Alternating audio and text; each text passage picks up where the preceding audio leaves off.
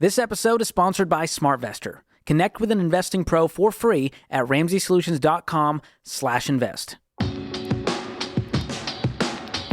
You're listening to Ramsey Everyday Millionaires, where we talk investing, retirement, building wealth, and outrageous generosity. Joseph is in Indianapolis. Hi, Joseph. Welcome to the Ramsey Show. Hi, how are you? Better than I deserve. What's up? Well, I had a simple question. I always hear two sides of the coin. I hear sometimes people say you should make the most money that you can and, get a job that just pays the most. And I've heard other people say that it's not about what you make. It's about how you live your life, your lifestyle, and what you can save. And I guess my question is it still possible to live a wealthy or successful life if, say, you're only bringing in maybe $35,000 annually? Well, it depends on how you define wealth, I will tell you that you can absolutely be successful. I'll ask you a question. Do you believe Mother Teresa was successful? Yes. Why was Mother Teresa successful in your mind? She did a lot of good, and always tried to do her best. Yeah, see, the reason I ask it that way is because that was her role. It doesn't mean it's your role. It doesn't mean we all have to go to Calcutta.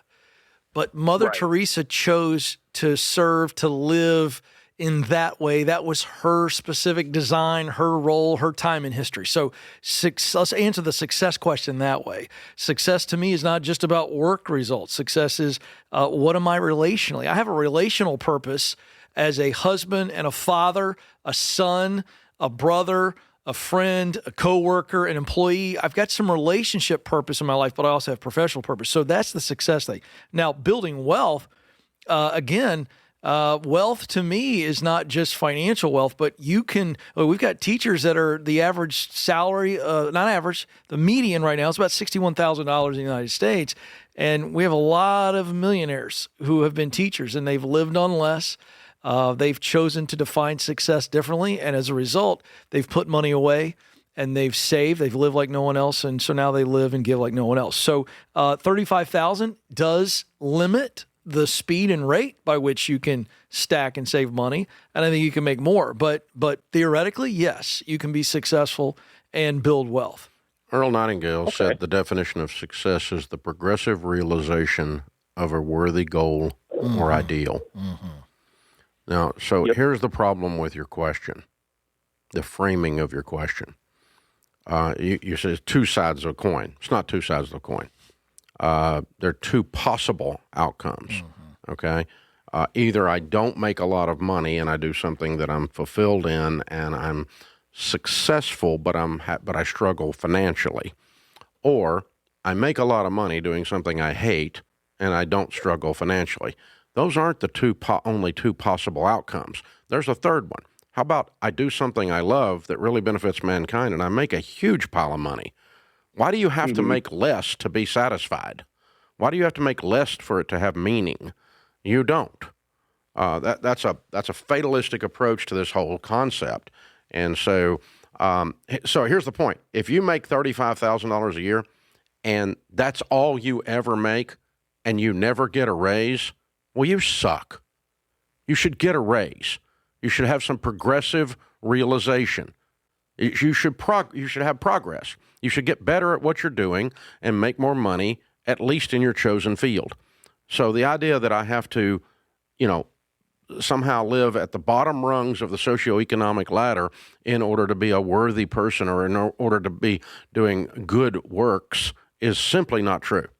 It's simply not true. So I choose none of the above. I choose do something very worthy and make a lot of money. I choose that one. That's the one I want to choose. But is that the only definition of success? No. I mean, we've pre-established in the conversation. Mother Teresa, successful, says a progressive realization of a worthy goal or ideal. Oh, by the way, she was the biggest and largest scale of her type.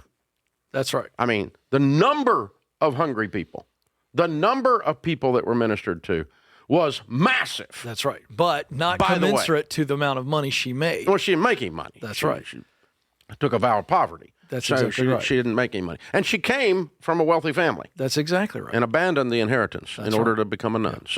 Yeah. So yes, she's successful, and absolutely never going to diss someone that chooses to do that. Mm-hmm. But there's this narrative that is running around in America today that Ken and I are both fighting against all the time on the career side that says, if I work for a nonprofit and make half of what I'm worth, that somehow I'm holier.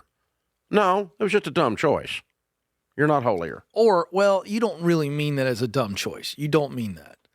If you choose to work for a nonprofit because you care deeply about that work, and you could take the same skill set and make double in the corporate world, but you choose to do it in that space because you love it, and you apply that to your life and you change your lifestyle, that's not dumb, but that's also not saying that what is dumb is the idea that the only way that you can do something that is of a higher calling and that has meaning is to make no money. I agree with that. That is just not true. I 100% agree. I'm living proof that that's not true. That's right. I've helped millions and millions of people, and I made a lot of money. Right. Making a lot of money was not the main goal. Helping millions of people was. But that, But we're also citing, we have done Ramsey Solutions, at Dave's urging, the largest study ever of net worth millionaires. The fourth largest group are school teachers. So third. They're not dumb. Third largest, yeah. Third, I apologize. Third. But the point here is, you didn't mean what that. I meant is the idea is dumb that you have to make less for it to have meaning. Yeah, it's incomplete. It's you're right. It's not false. Accurate. It's accurate. Right. It's a false narrative. Yeah.